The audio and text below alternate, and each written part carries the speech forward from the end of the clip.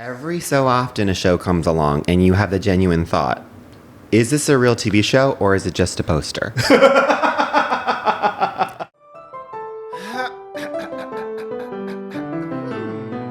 no. Greg? I thought this was a duet. Oh, so you're just going to sing all the parts? Those are not the right sounds. Can you hear me?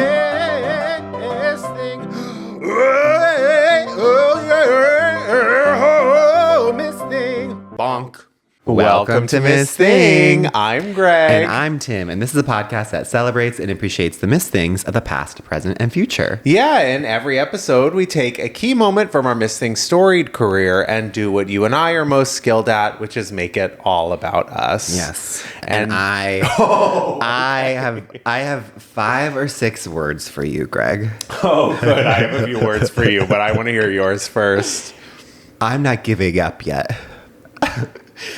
And that is a reference to my new favorite song. And you're giving up yet. I don't want to even soaking wet. No. It's very like, just so like Hillary Rodham, like I'm with her, yeah. like very, yeah. You, no, you know what it is. No, it my is. God. Yeah, I was like, it's gonna hit him. It's gonna hit. It is Lifeboat by Raye. Was I telling you about this one? You were telling me how much last week you did not like this song, and then I put on the album, and then I was like, what is this song? And I was like, oh, this is the song that Greg doesn't like. I'm not telling you when this song. Well, I'm not, and now I'm going to tell you. I put it on, and I was like, it was the Emma Stone moment in Easy A, where I was like, oh, I see what Greg's saying, and then I was like, stopped, and then immediately was like, wait, I gotta play it again. Started playing it.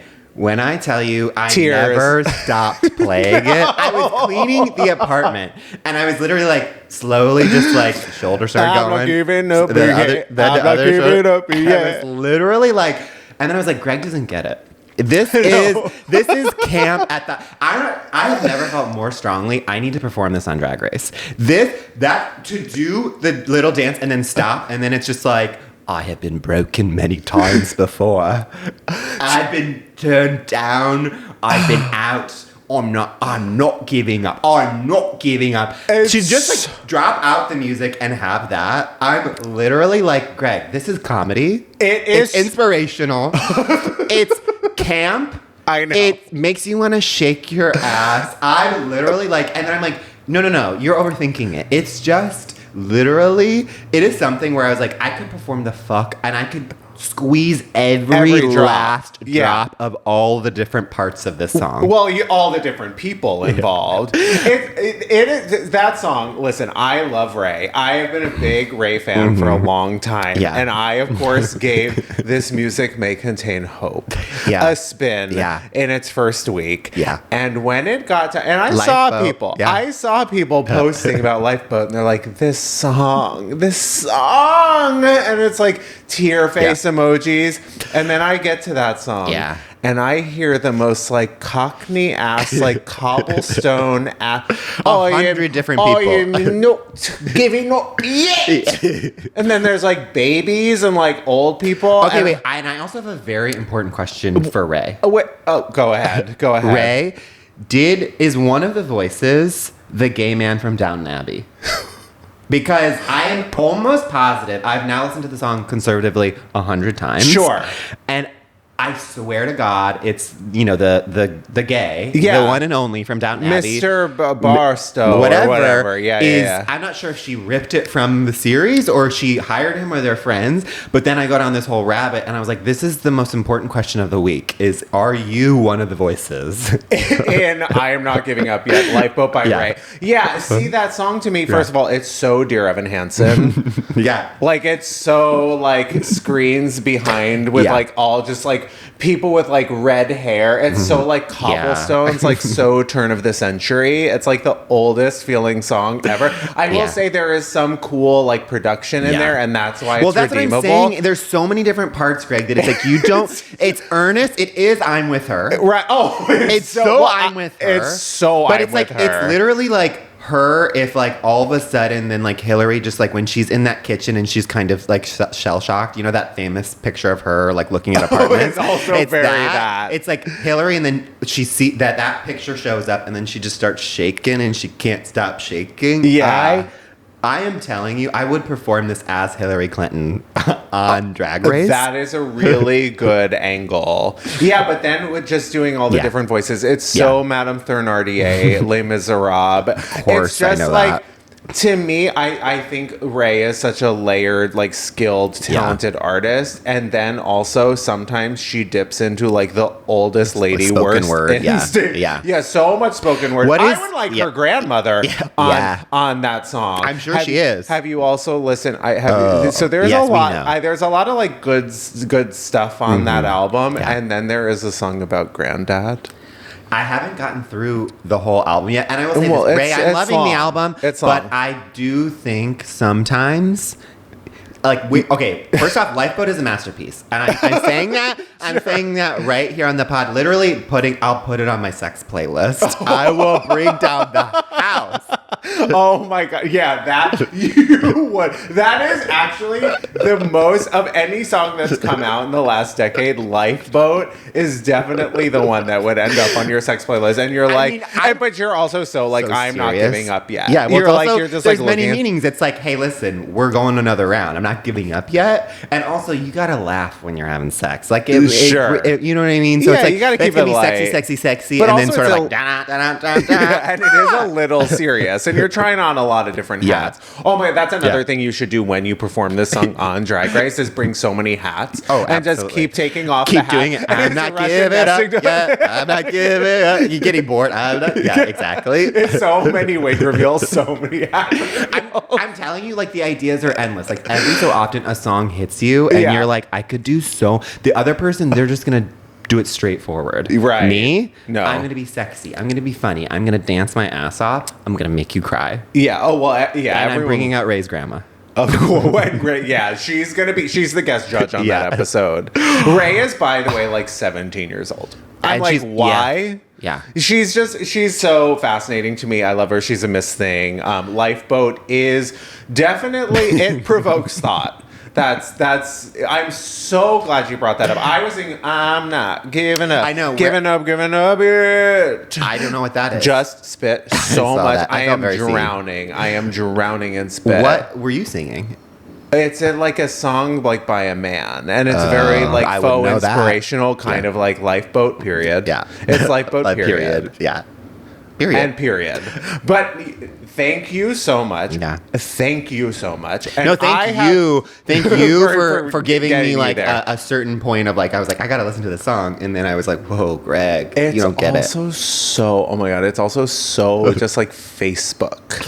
It's so like inspirational Facebook video that like would have gone by. It's so Kony 2012. Oh, it is. It's so you're in the car with your mom. It comes on. And you show it to your mom, and you know your mom's going to like it. Your mom, and then you sort of like, I don't really like it, but then your mom starts crying, and then she puts it back on at the red light, and then you are like, wait, fuck, do I really like it? And then by the next red light, you and your mom are performing. Crying together. No, you're crying together. Yeah. And like, it's like all of like the centuries, like the familial trauma is all sort you're of like getting rid of your generational trauma while listening to that. And you also get the perfect British accent by the end of it. Oh my! Well, it's so you're getting I'm not all giving sort up of yet. like I am not giving up yet.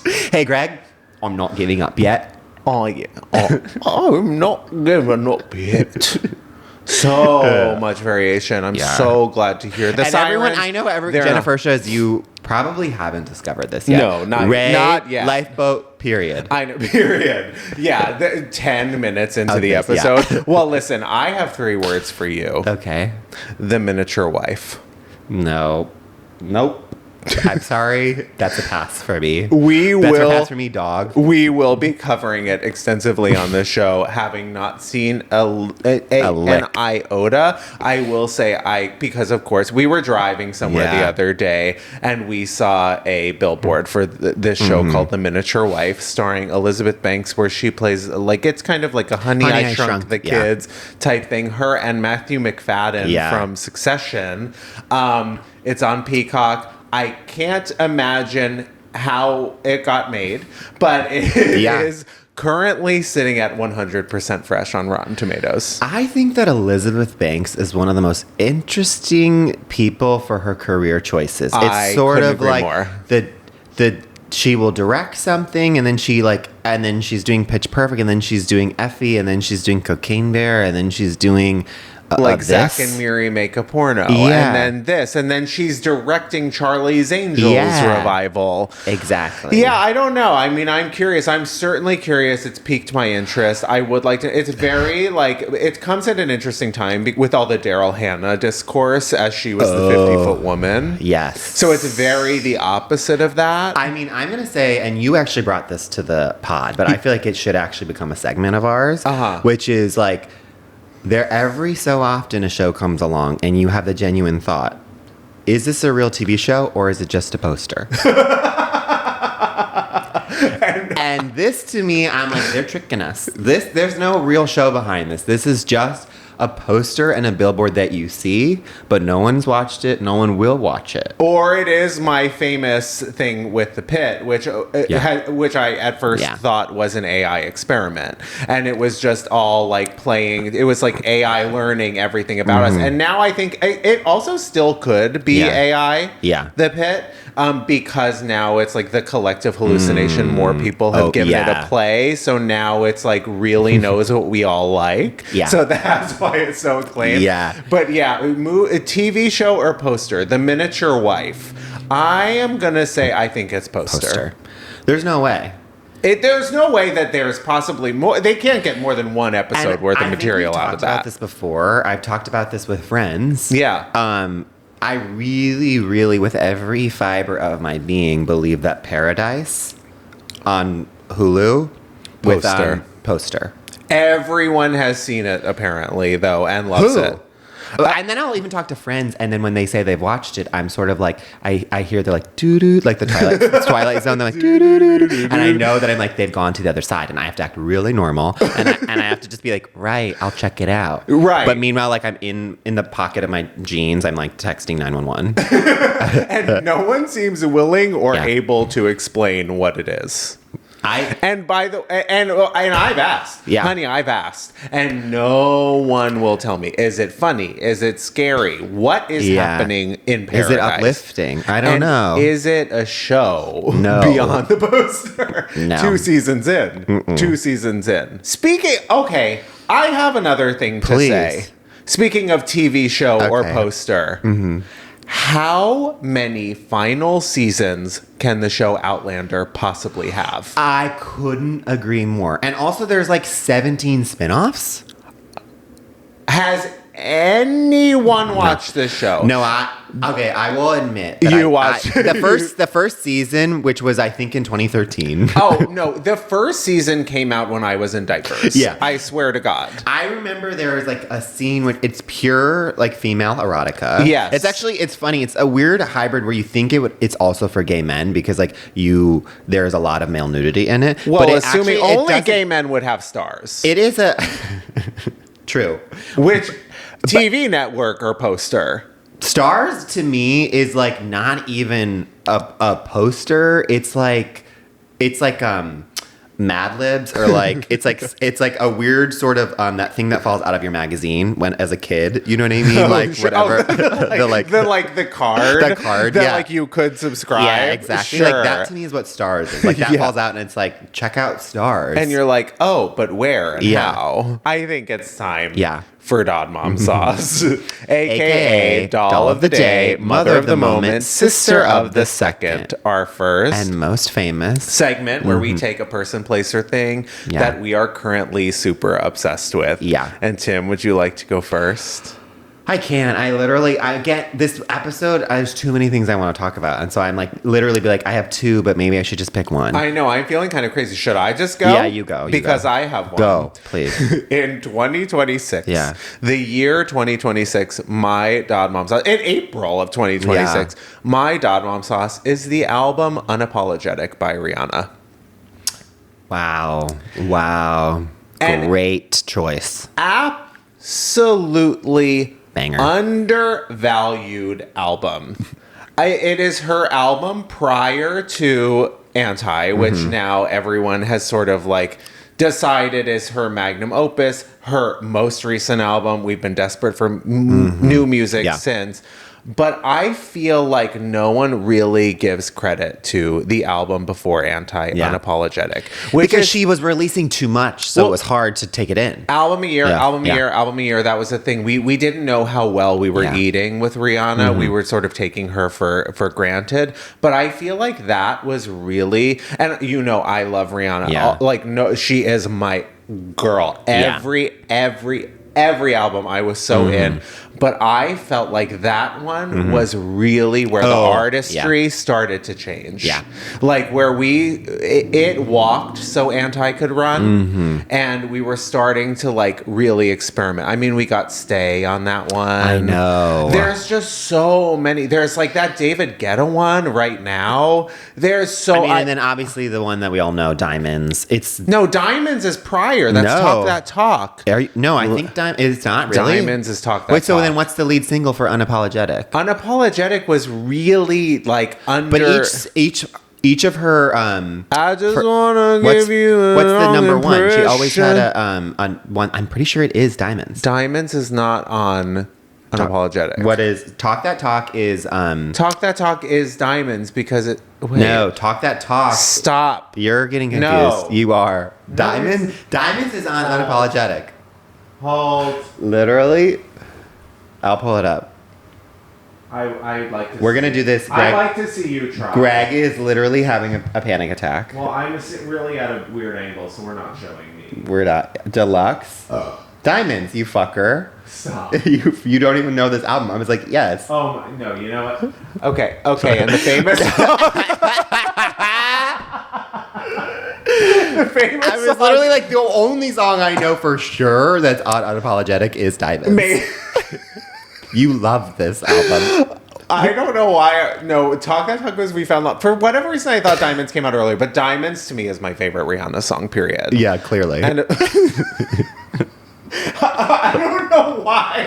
I was like, You were trying to gaslight me on this podcast. Oh my God. Well, regardless, that's where it started to turn. Diamonds was such a huge hit for her, though, that I feel like that also like overshadowed everything else. But there's also... Pour it up. Pour it up. Mud it up. I love... I also love Mother Mary. I've been singing that, and I think it's like in anticipation of Anne Hathaway's Mother Mary next week, which I cannot wait for. I know. But I don't know. I love Unapologetic. I went to the tour.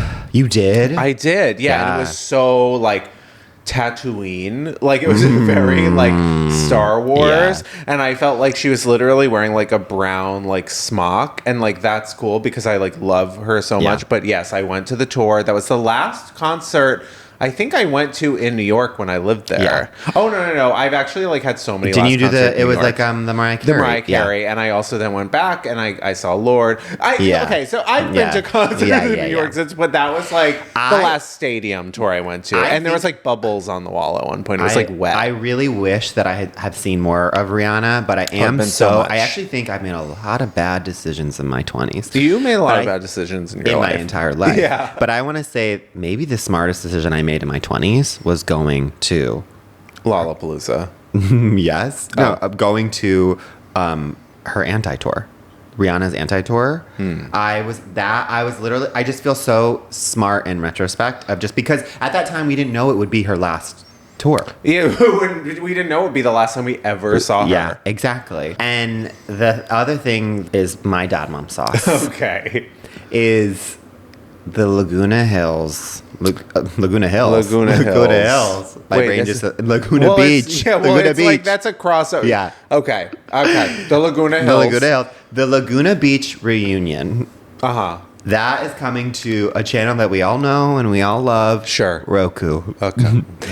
I couldn't be more excited. Oh. Getting Kristen Cavallari, Lauren Conrad, Stephen Coletti. All back in the action, yeah. All of them. Is Heidi and Spence? No, that's The Hills.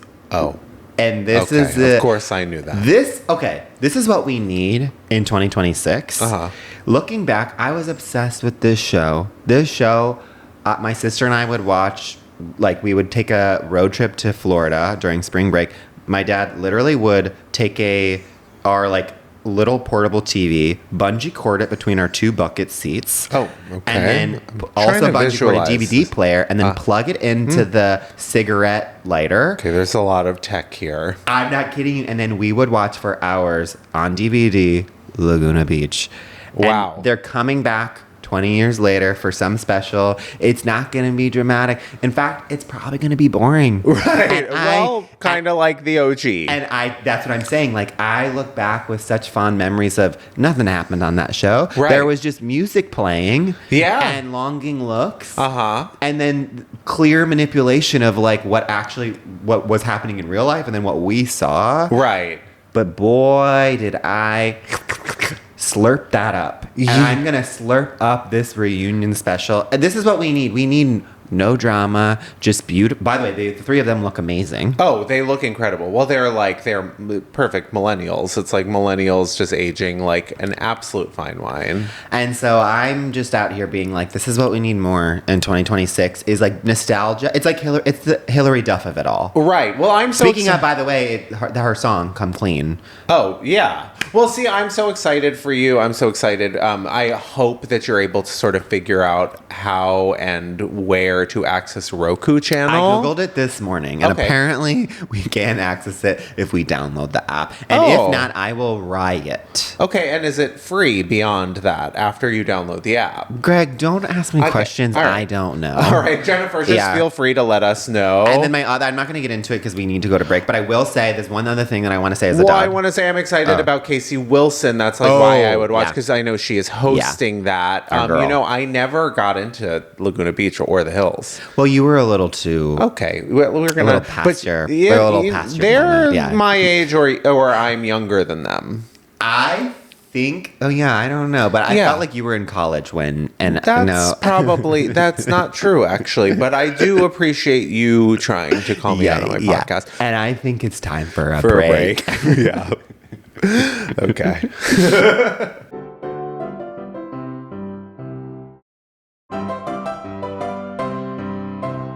We're back, and it's time for our Miss Thing of the Week. Yes. This one's huge. Legends only today on the pod. A legacy Miss Thing. Let's just get right into it. Our Miss Thing this week is Liza Minnelli.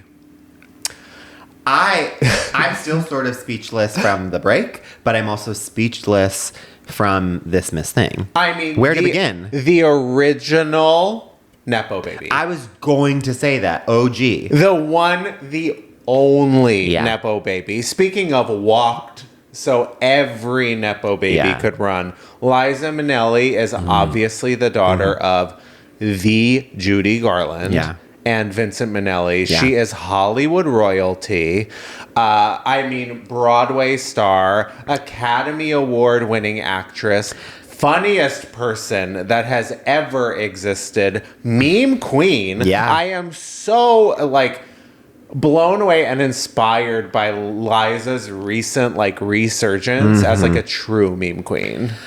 Liza is they literally don't make them like that anymore. The way she speaks, I really tried to finish her. Why we're doing her is because she has a memoir. Wait till you hear this. It is, and by the way, it's this is Valerie Cherish's inspiration is so her speech. Oh my god! It is the way that she's she calls Judy Mama, and and Vincent Papa. Oh my God. No one does it like that. I want to start calling my mom Mama and my dad Papa, but it feels creepy if I do it. It is, but out of her lips, it is the most endearing, like whimsical thing. Yes. This memoir is 17 hours long. I'm listening to it. I'm going, I have it. I bought it. Yeah. Like it pre-ordered it and I've been waiting to like really give it a go. I'm loving it. I have heard it is fully AI. Like no, AI Liza. I was going to say, I'm like 7 hours into it. Just got to, spoiler alert, Judy dying. Yeah. And it's so crazy how much she accomplishes before her mom even, like, I thought that her mom that Judy, like, didn't know that she won, anything. And then I was like, oh, she already, like, won so many awards while Judy was still alive. No, crazy. Liza came out kicking.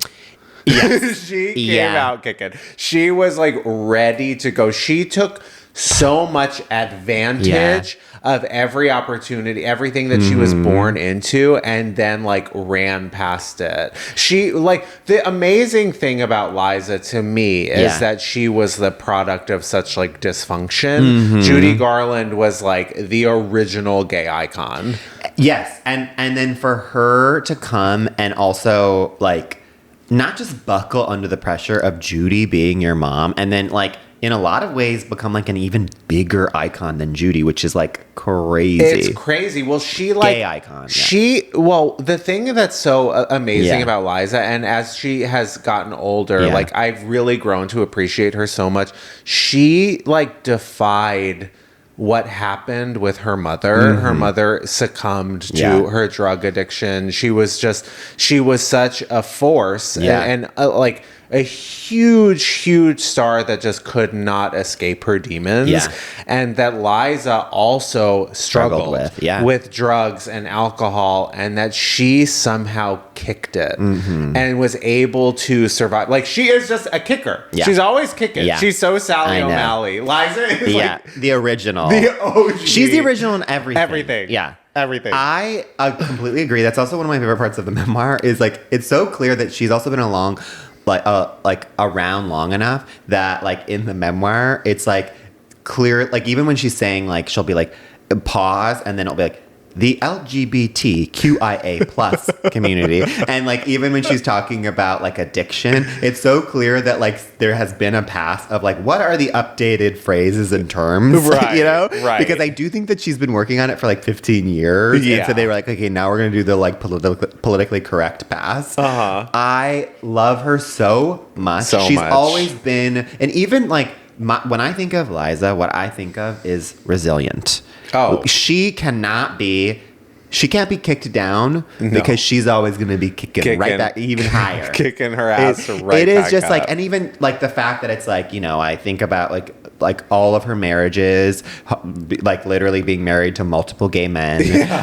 She can't kick that. And habit. like even that, like I got to this part in the memoir where she discovers her first husband is gay, and the way that it's so loving towards gay men. It's like there's a reason why we all love her. Yeah. And then also, I mean, Cabaret.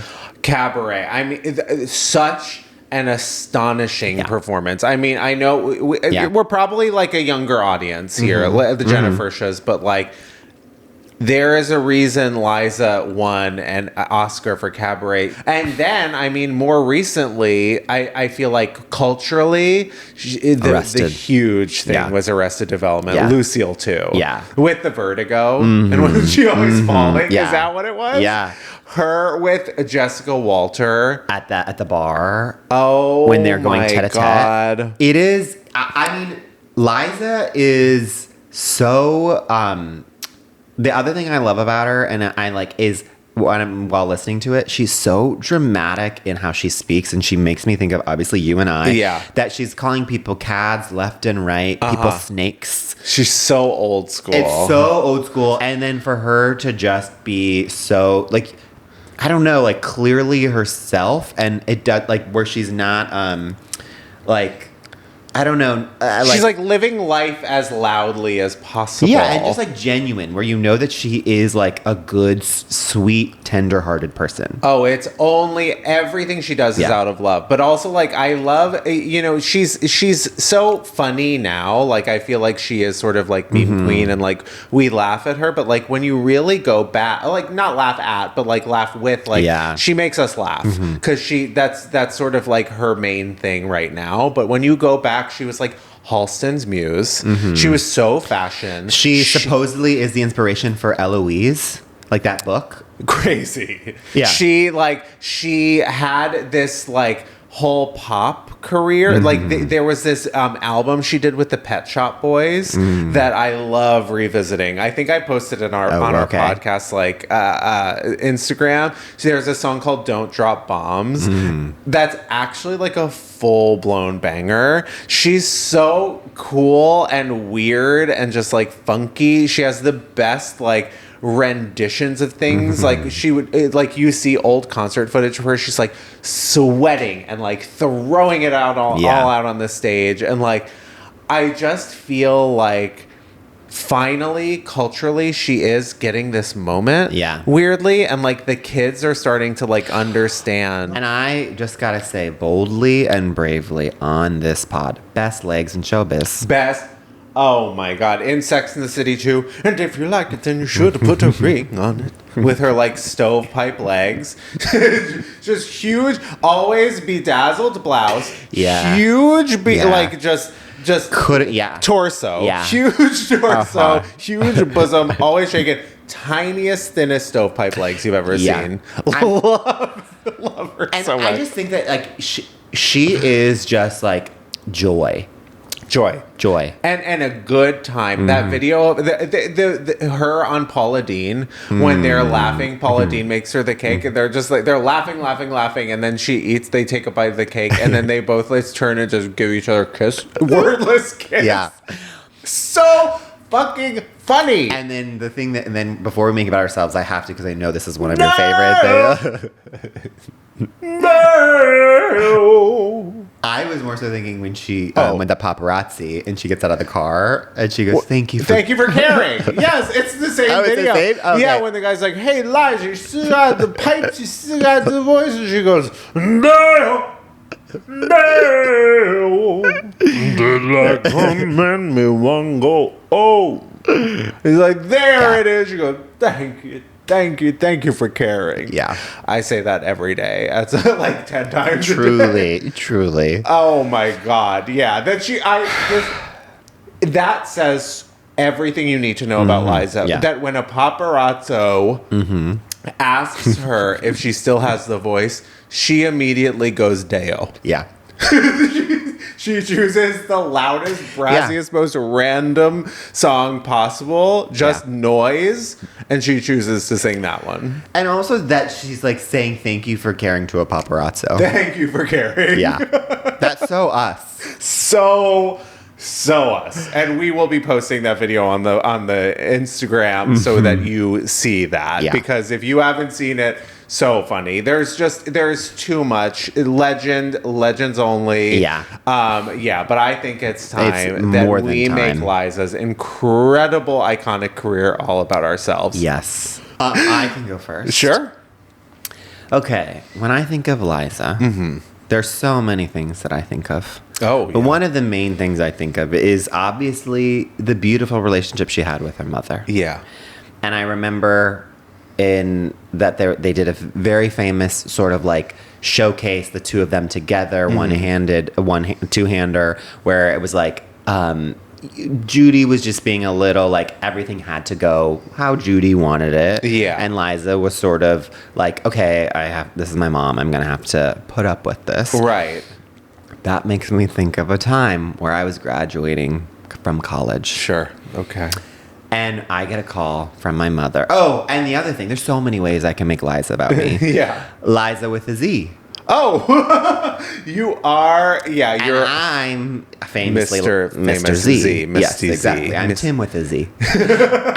and this leads into I was graduating, and my mom calls me like 2 weeks beforehand and was just like, I they got like they sent to the parents like make sure that we're like gonna phonetically spell out your last name so that they will pronounce it correctly when your son or daughter walks across the stage. Yeah, and yours is a real tongue twister visually. Yes. It's not said how you think it is. No, you know? never. And so and it's certainly mom, not spelled the way you think it would be said. It's just there's a lot. Yeah, exactly. It's neither chicken nor egg. It's one of those things, just like Liza, you think it's going to be one thing, and then it sort of does a pop, and you're like, what? Okay, I guess that's how you say it, which is, so my mom calls, and she was just like, hey, I just got this, like, a letter in the mail, and so you need to go to the office or whatever and make sure that they will pronounce your last name correctly when you walk across that stage. And I was like, okay, Mom, sure, yeah, like, it's fine. And I was also a little bit like, oh, who cares? So how you pronounce my last name is Zin Tech, but most people say Zien Tech. And so my mom was like, there is no way that I paid all this money for you to go to college. I'm going to get on a flight all these hours to then have my son walk across that stage and for them to say Zien Tech. Right. They are going to pronounce it. 2 syllables, not 3. Yes. She was like, they are going to pronounce it correctly. Yeah. And I was like, yeah. And I was like, Mom, it's not that big. The big deal is that I'm graduating. Zintech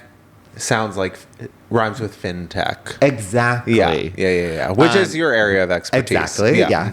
Fintech hire us. Sure. Yeah. We'll do it. My mom calls me, and it's like they're right about to fly out, and she was just like, "You've done it." And I was like, "Mom, you can't ask me again." Of course, I did it. It's gonna be great. And also, like, if it's not the end of the world if they pronounce my name wrong. Yeah. And she was like, Tim, your famous friend of the pod, Claude, his last name is Zines, and I'm Zintech, and we were going to go right after each other. And she was like, I swear to God, if they say Tim Zines Tech, I'm going to lose it. Yeah. And I was like, Mom, they're not going to do that. Cut to the day.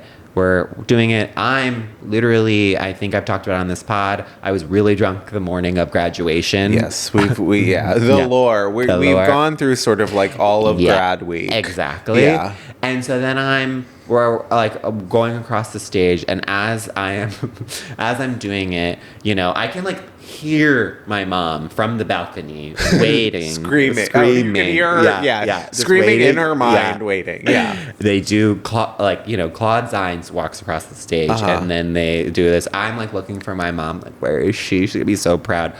Then they announce Tim Zines Tech. I will still remember the screech. The howl from that balcony. From the furthest A lot of people took that as pride. Like, woo! Yeah. And for me, it was sort of like Judy in that moment. Utter disappointment. That was sort of like, that's not the note I wanted you to hit. Yeah. You know? Your stage mom. The stage was just like, no! Yeah. You know, that was one of those things where I was like, oh no, check on my mom. Like, she's about to down a bottle of pills. You're like, no, mama. Yeah. No, mama, papa. Yeah. No.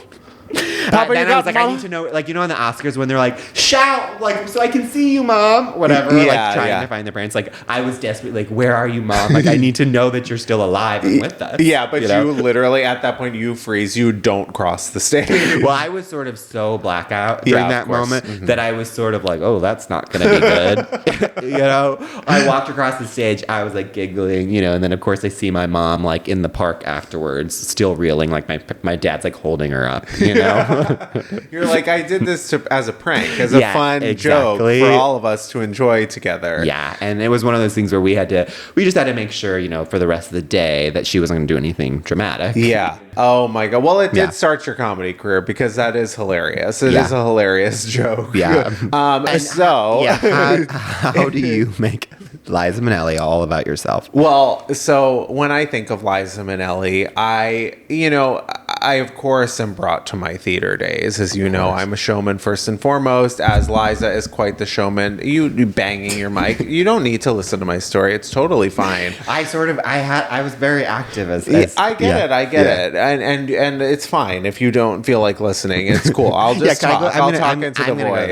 Okay. But I actually have to admit that when I was younger and like very into, you know, all theater, I was not into Liza when I was a kid. For whatever reason, I just didn't understand it. So when I was in college, I was doing a show out of town. It wasn't like a school production, but I was doing a show, and I was with a bunch of new people, and I was famously having the most famous thing a person could ever have when they're in a show, a showmance. So, which is like, it always happens. Let me tell you, theater and a kids, showmance with a gay man? Oh, yeah, of course. Well, I was about to say, that couldn't be more Liza if we tried. Right, exactly. I was being so Liza in the sense that I was like hooking up with a gay man. Exactly. No, so this was like the first time we were sort of like hanging out. Like he was coming over to my place, and of course, you know, like we knew where this was going, but you were putting on your tights. Yeah, I was like putting on my most bedazzled top. But of course, you know, these sort of things, they have to start with like a degree of foreplay. And our foreplay, of course, was watching YouTube videos of our favorite sort of musical theater performances. And along the way, he discovered that I was not quite appreciative of Miss Liza with a Z. Yeah. And as so many gay men are, he was very informed on that topic. So wait, are you specifically talking about the song Liza with a Z or her? Liza. Okay. And so that led into like YouTube after YouTube after YouTube of like all of the iconic things. I mean, it was the funny stuff. It was the performances. It was just like it was like a crash course in Liza. Of course, again, as our foreplay. the best foreplay there is. Sure. And I so specifically remember there is a Larry King interview. Oh, I know it. It is so crazy. Liza is being so like, come on, kids, like just being so like mammy pappy, like and at one point some girl calls in. She's like, hi Liza, I'm a musical theater major at my college. And Liza spits out her drink because she laughs at it. She's just being so crazy. And her reaction, and we were like howling. We were just absolutely like laughing. Liza was really like doing it for me. It was all starting to make sense. And we eventually got to a performance of Some People from Gypsy. And I've seen Patti LuPone do the role. I've now seen Audra McDonald do the role. You've seen it. I've seen Gypsy. Yeah. But this performance of Some People, Liza Minnelli's rendition of that song, nothing like it. It is so... Can't compare it. It's so manic. Yeah. But very specifically, she's flailing all about the stage. And she has a few different... Like, there's several different videos of her doing this song. But it ends and she's like, and they will see rats. And she's like...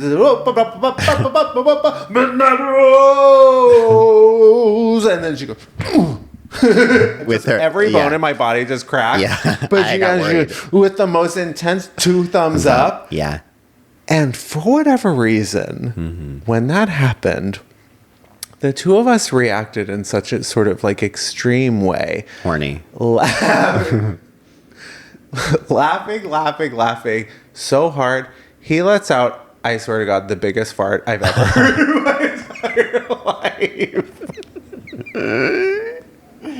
Wow. Moment, he would not love to hear this story. But he let out the biggest, loudest fart I've ever heard. And if you think for 1 second, I know where this is going. Us. No. In fact, computer closed. It's time. In fact, that's what gets you going the most. We learned on the podcast today that I have the biggest fart fetish. But I will never forget that Liza thumbs up into the fart into making out. Of course. I mean, because this is what Liza does. She makes you release. You're tense, and then she gives you that thumbs up. and she says, "You're good to go." And then you close the laptop and you say, "She just gave us the green light."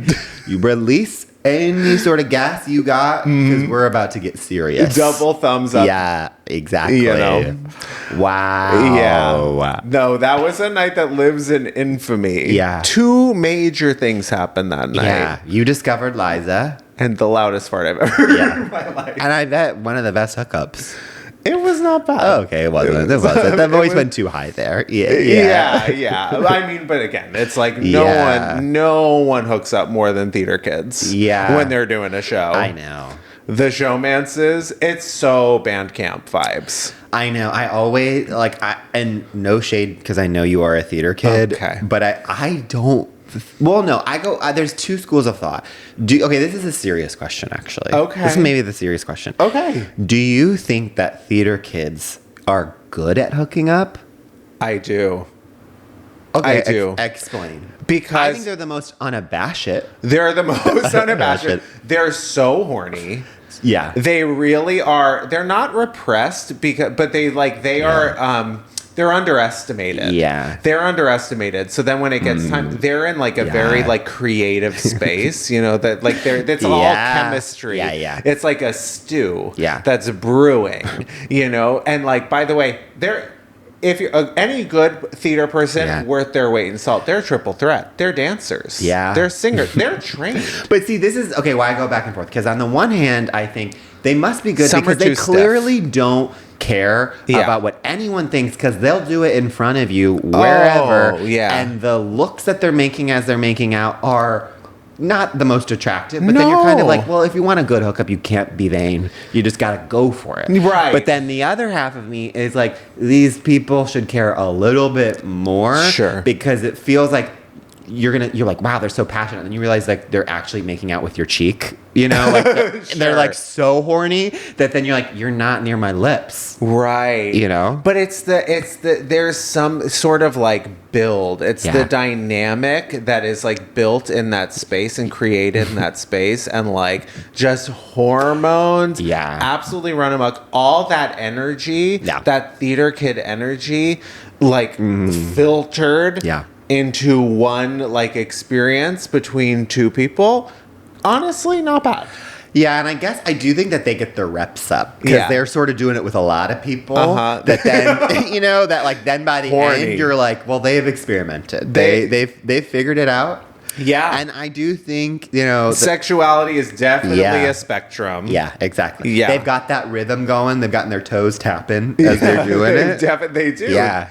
I mean, hey, don't count them out. Yeah. I mean, obviously, you need to be in the space. You do not want to be like hooking up with the other person. I sort of like when you see it happening, it's like you got to like steer clear because you don't want to get sucked up. Sucked in. You're gonna get hurt. You're gonna get a broken foot. Yeah, you know, right. It's sort of like you don't have the proper footwear. You don't have your ladukas on. Exactly. Yeah. Oh, wait, and I'm so full of questions today. Sure. Your story inspired me to ask a very important question as well, which is, okay, when you were at the gay afters, what one video do you pull up on YouTube to like impress the gays? Are we talking musical theater? It can be musical theater or it can be a music video. Or it can be like a deep cut like comedy, like, but it has to be sort of like obscure. Or whatever. Actually, I'm not going to... You tell me what it is. Whatever. Well, listen, I will say like my version of gay guy music video night started in college. Yeah. So the way it started with me and my friends was through musical theater. Yeah. So there was always like which alphabet is who's the most fierce queen, and it like this is deep cut. This is for musical theater people only, but like I really loved Marla Mindel. Oh yeah, who is now Titanic, which is now on Broadway, I think. Yeah, she was at Carnegie Mellon, or I think. Yeah, and she was just, to me, she was my everything, and I would watch videos of her actually doing. There was one video where she would sing with her professor, and they did The Man That Got Away, and they were doing like Judy Garland style, and I would pull that one up. If we're talking music performance, because you know I'm not a theater person, at the time, I'm thinking about what I would have done in college, and it was always like Lady Gaga's like piano, like paparazzi, or any of her acoustic sets from her early, like her in the bubble outfit, which was like, again, it wasn't that like rare, you know, but I still was like, I don't care, we're putting it on. This is my pick. Everyone gets a pick. That okay? Yeah. There was actually a long period of my life when I would do "Love on the Brain," a live version of "Love on the Brain" from Rihanna, because I was like, she can really sing. Yeah. And you ladies, really, we need to be paying attention to this artist at work. Mm-hmm. No, I was a big "Love on the Brain" head.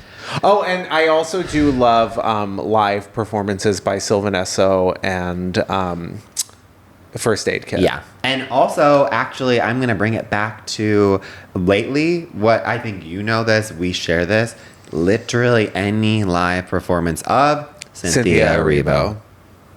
I'm Here. I mean, but who hasn't seen I'm Here at this point? She performs at the Kennedy Centers like every 6 months. Right. And every single one, it tears down the house. Oh, I mean, yeah, Cynthia Erivo. She was the secret until Wicked came out, and now everyone knows. Exactly. Well, with that, I think it's time for break. Finally. Yeah.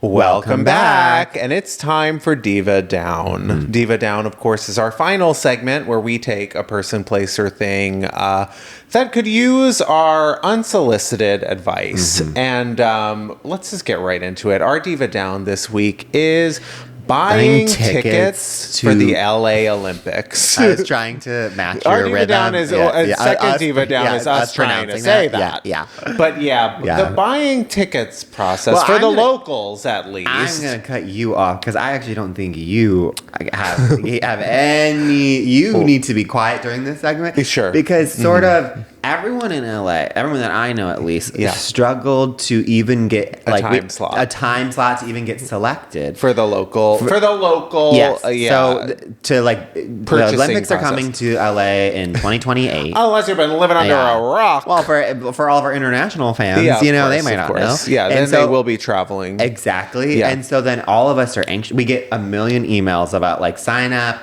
Like, you're going to get a time slot the first week of April. Yeah, like the locals, they get an opportunity to, like, get tickets first. Greg comes to my house the other day, and I'm sort of complaining. I'm venting. I'm like, no one's getting tickets. Then what do I hear out of your lips? You're like, oh, I already bought some. Not only did I buy... Greg had the easiest process. He's already bought literally opening ceremony, gymnastics, everything that you could want. Yeah. I have talked to everyone in my life. No one got tickets. And then if they did get tickets, they spent an arm and a leg. Well, trust me, I'm going to be podcasting through my next lifetime in order to pay those fees back. And I'm like telling Greg, I'm like, I didn't even get a rejection. Yeah. I was literally like, wait, I'm out here being like, wait, you got this, and I didn't even get a thing saying, sorry, sir, you're not even being selected for a time slot. And then you're like, I actually already have every event that anyone could ever want. And not only that, they've since I got selected again for another time slot. I'm so happy for you. Yeah. Well, there's nothing available. Well, exactly. That's the thing. Because I actually did eventually, like 45 days after you, did get a time slot. Yeah. And when I signed into that little website, there was nothing available. I was like, well, I'm so happy for my co-hosts. I hope you have fun. I'll be podcasting from this living room as you're on the screen. Well, sure. But my advice... But I'm going to be on the floor. Yeah, exactly. Of course, performing. This is my advice, other than... I have some key choice words for you that I will save for off pod. Yeah. But for on pod, I will say, I was told once upon a time that these tickets for the locals would be $28 because it's 2028. Yeah. And I want to say to the Olympic Committee, multiply that by 10 billion. What gives? Yeah. There was never, no one's, there, $28. Yeah. These were $2,800. Right. For like back row. Yeah. So get it together. We're going to have to deal with everyone coming into our city. Yeah. Everything will be more expensive. We won't be able to travel. Traffic famously already so bad. Yeah.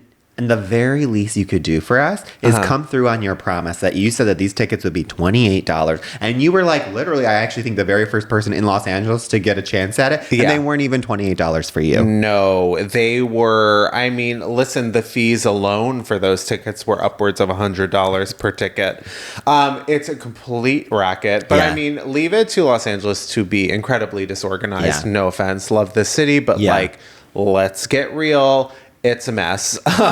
It's so prohibitive. And this already again, love the city, incredibly prohibitively expensive to begin with.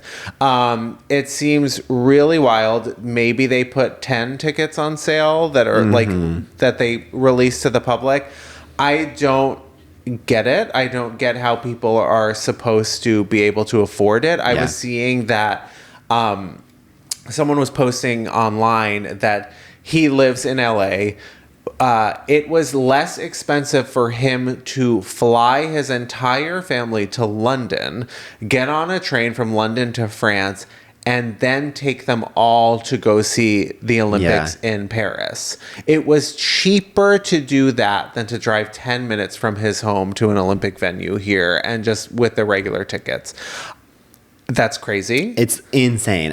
I'm seething. I think it's a racket. But my advice, I guess, would be to train up. Either start saving or train up. Because the only way you're going to get it, well, not me, because I do have tickets. Yeah, exactly. Some events that I'm going to train You're going to have to train up. If you want to go to the good ones. Yeah, but unfortunately, because you did you get any men's events? I got men's diving. Which was the most expensive. I have to train. I know. I saw that. I'll train for the diving. Yeah. I'd love to see Liza. I hope she's around for the 2028 Olympics to see her dive off the board. I would love. I just got a brilliant idea. I think Ma 2 should be called Mama. And Liza should be there with Octavia Spencer. She should be the grandma. She should be grandma. Yeah. Okay, Hollywood, if you're listening, and we know you are, something to consider for Mama. Yeah. Ma too. Mama. And I think with that, it's time. It's time. It is time. Follow us on YouTube if you don't already. Watch us on YouTube. I mean, like, there is so much work. Happened in this episode visually. Yeah. That you're going to need a visual aid. Yeah. So subscribe on YouTube, 5 stars and above. Leave a comment on Spotify or Apple. Yeah. If you like what you're listening to, please. And rate 5 stars and above, please. And then Cynthia, just know that you will forever be every gay man's favorite video to put on at gay afters, gay music video night. Anytime we are around, your name is brought up within the first 10 minutes, especially like after the bars. That's like, we all get drunk and the first thing is like, you want us to get in the Oreo video? Yeah, trust me, your legacy lives on and it will continue to live on, just like our Miss Thing this week. And that's it. We love you. Bye. Miss Thing Podcast is created, executive produced, and hosted by Greg Trimmer and Tim Zintek. It's produced and edited by Benji Simons, with cover art and additional creative support by Claude Zines. Follow us on TikTok and Instagram at Miss Thing the Pod. New episodes drop every Tuesday. Watch on YouTube or listen on Spotify, Apple Podcasts, or wherever you get your podcasts. Please subscribe, rate, and review, but only raves. Strictly 5 stars and above. Follow Greg at Greg Trimmer and Tim at Tim_Zintek on all social media. BONK.